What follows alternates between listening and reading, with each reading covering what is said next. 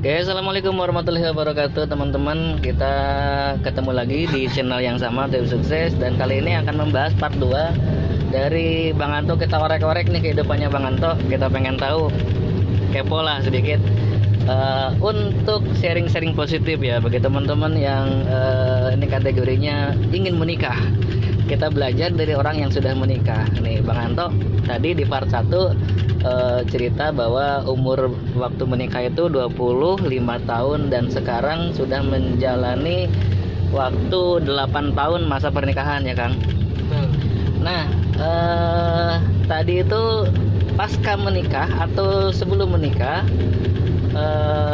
kira-kira apa yang mesti dilakukan sama calon mempelai nih ibaratnya gitu Kang? Apa aja nih untuk terkait misalkan tanya-tanya gimana sih tips-tipsnya ketika menikah, mempertahankan itu kira-kira harus gimana Kang? Pas saya mau menikah itu paling saya itu ya ngumpulin uang paling mas, seperti itu. Biaya lah ya. Biaya lah, anggaran. Kedua, minta pelajaran dari orang tua, cara membina rumah tangga seperti apa, ambil ilmunya orang tua. Iya. Bisa sedikit keras Kang? Oh, iya. Jadi apa namanya, semua saya belajar dari orang tua sih. Semuanya saya belajar itu karena orang tua itu sama saya itu terlalu dekat lah, selalu dekat gitu. Iya. Jadi apapun dengan keputusan, jadi saya mengikuti ajarannya orang tua, karena orang tua itu yang paham lah gitu tentang keluarga. Dulu kan waktu saya mau menikah itu, dulu ada banyak teman-teman kita nih yang wah udah nyampe Kang. Lanjut enggak nih? Dikit lagi. Nanggung ya.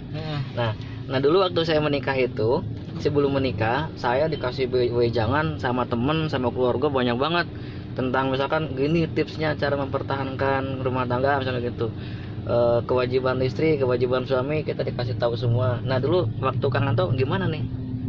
Kalau saya dulu dari teman mah nggak ada. Dari teman nggak ada? Banyak kan dari orang tua. Utamanya itu dari orang tua laki saya. Kedua dari saudara, dari mama saya. Ya itu mamang saya yang punya usaha lah itu gitu kan. Itu dapat wejangan dari dia semua, cara membina rumah tangga supaya awet, supaya gimana, dari orang tua atau dari mamang saya yang lebih tua lah hitungannya. Seperti itu yang sudah berpengalaman. Iya, kalau saya seperti itu. Dan wejangannya itu gimana ya, kalau dibilangnya tuh harus saling terbuka sama suami, sama calon suami. Jangan saling tertutup. Betul. Masalahnya kenapa?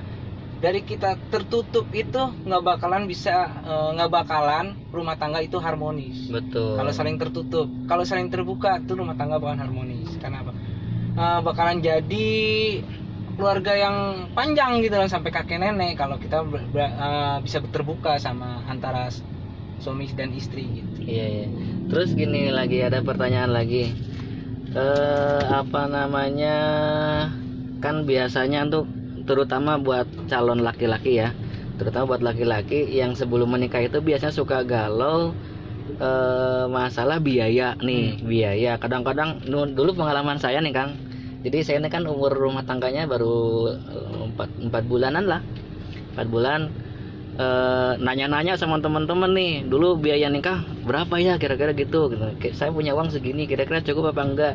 Nah itu saya dulu galau nih. Nah, mungkin kegalauan saya mungkin juga dirasakan sama teman-teman dulu waktu itu gitu, sampai-sampai saya nanya ke sana ke sini, kira-kira saya punya budget segini cukup apa enggak buat menikah, apa aja yang mesti diminimalisir, ibaratnya begitu.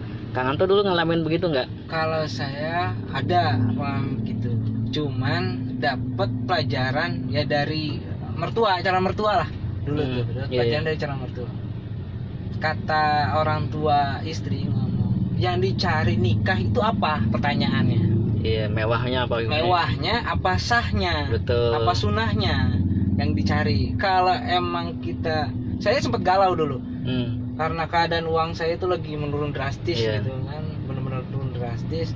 sedangkan waktu tinggal sebulan lagi, terus banyak cobaan ini itu. Cuman saya punya keyakinan, masa nikah doang, menikah doang masa nggak bisa kan gitu. Kalau Iya. saya dulu akhirnya saya ngomong ke orang tua, Pak, saya punya dana sekian, saya mau menikah saja. Berarti niat saya kan nikah menjalankan sunnahnya Rasul. Bukan foya-foya gitu. Bukan foya-foya. Jadi saya menikah saja.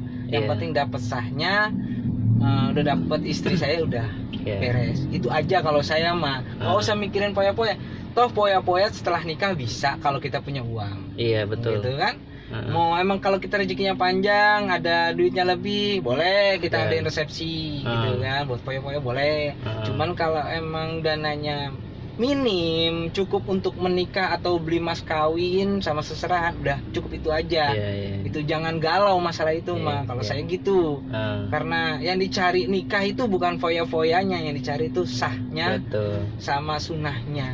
Gitu kalau saya. Jadi nggak galau gitu. Tapi galau-galau karena keuangan saya itu nggak stabil gitu kan. Aturan dana saya ini buat beli mas kawin gara-gara ada musibah akhirnya berkurang. Saya beli mas kawin, saya berusaha lagi, itu bergalau tuh hampir. Waduh, puyang dah kepala gitu, pengen pecah kayaknya gitu kan. Tapi alhamdulillah gitu kan. Ada tips nggak buat teman-teman yang mungkin posisinya nih berbeda dengan posisi kita dulu mungkin, Kang? Kadang-kadang kan permintaan orang nih nggak beda-beda ya. Misalkan ada temen yang misalkan mau menikah tapi permintaan dari pihak istrinya itu macam-macam gitu, muluk-muluk sampai susah lah untuk ngabulinya itu gitu. Nah, tipsnya gimana nih buat Kang Anto nih, dari Kang Anto kira-kira? Kejujuran aja sih.